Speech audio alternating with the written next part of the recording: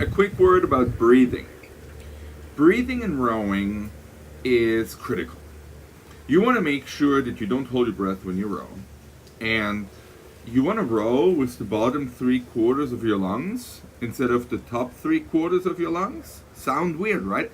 So it's more important that you fully exhale than you fully inhale. Why? Well, the bottom of your lungs has more capillaries.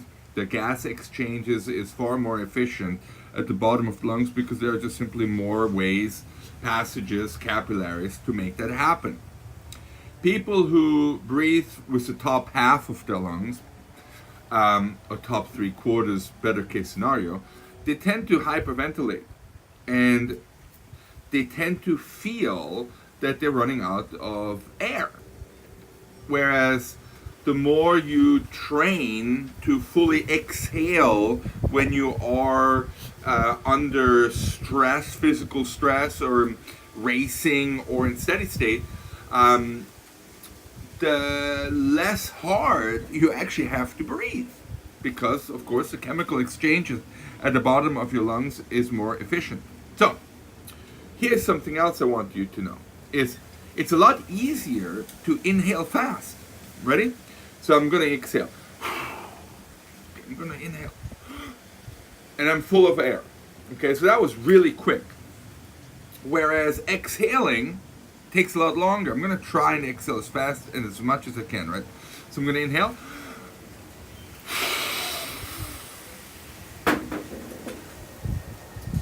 It'll come out. There it is. Don't think I'm crazy. I went all the way. It took me so much longer to squeeze everything out of the lung than it took me to I'm very full of air. Don't ask me why that is. Why can you breathe in so much faster than you can actually really squeeze out the lungs all the way? Has to do with the diaphragm or whatever. But that brings me to the rowing stroke, right? So in the rowing stroke, it's okay to have more time exhaling throughout the stroke than it is to inhale. Inhale is quick. So just remember this, when you roll into the catch, in the last half of the recovery, last quarter of the recovery, last half of the recovery, you start exhaling. And as you exhale, the chest, your thorax gets smaller and you can actually stretch your shoulders farther away from the spine without collapsing the spine. I mean, the spine will always stay supported. But the point is, in order to hang off your skeleton, you start exhaling as you approach closer and closer to the catch, and you will still have air to let out through the lungs while you drive the legs. And into the finish you can exhale. Now, mind you that the master class of what I just explained is that you can actually inhale into the finish. That's down the line.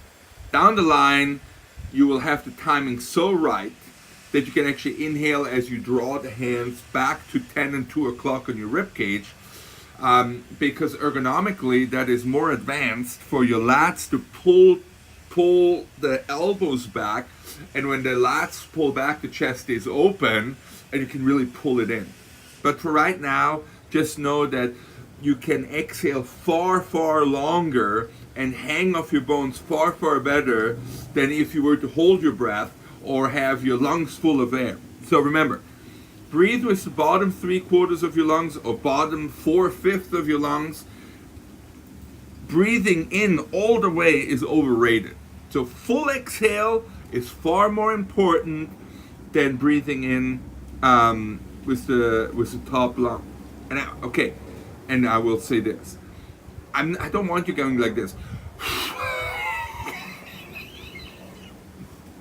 That's not the goal. Okay, the goal is to go.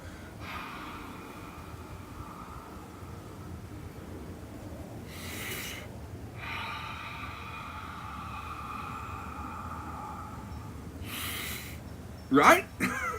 Now I leave you in peace.